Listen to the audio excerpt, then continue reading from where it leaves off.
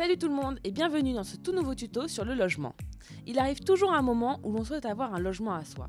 Que ce soit urgent ou un projet futur, c'est une étape de vie qui se prépare. On a souvent l'impression qu'il suffit d'en trouver un et de payer le loyer. Mais en réalité, il y a des frais d'entrée et surtout des aides à votre disposition. Tout d'abord, la priorité est de trouver un logement qui vous convient et surtout qui convient à votre porte-monnaie.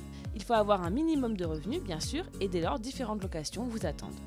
Des logements pour tous les profils et tous les budgets. Ça y est, vous avez repéré votre futur nid douillet ?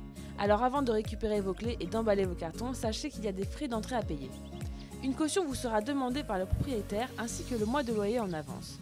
Il faudra payer les frais de l'agence qui vous ont aidé à trouver l'appartement, payer les contrats pour avoir accès à l'eau, l'électricité, le gaz et internet, et n'oubliez pas l'assurance habitation obligatoire qui vous protégera de tout souci.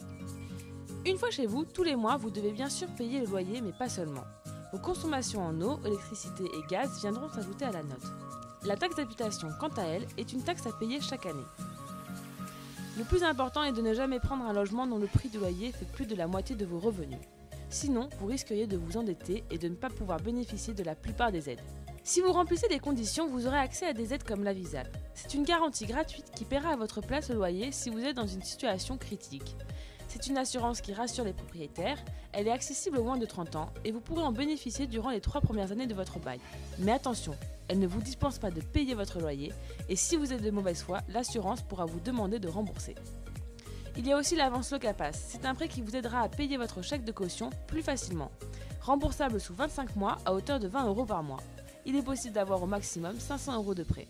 Il existe aussi une aide sous condition du conseil départemental, le fonds de solidarité logement. Renseignez-vous auprès de ce service. L'allocation logement de la CAF vous permettra de toucher une aide mensuelle. N'hésitez donc pas à faire une simulation sur internet. Vous n'êtes pas seul face à tout ça. Le CLAGE est un service d'accompagnement qui vous aidera dans vos démarches de la recherche de logement à la finalisation de votre dossier. Beaucoup de gens ne profitent pas de ces avantages car ils ne sont pas au courant, ce qui est bien dommage. Alors n'hésitez pas à cliquer dans la description de la vidéo, tous les liens d'aide et démarches s'y trouvent. Cela vous facilitera la vie. Voilà, ce tuto est maintenant terminé, en espérant qu'il vous aura aidé à mieux comprendre ce que signifie de prendre un appartement pour la première fois. A bientôt pour une nouvelle vidéo, bye bye!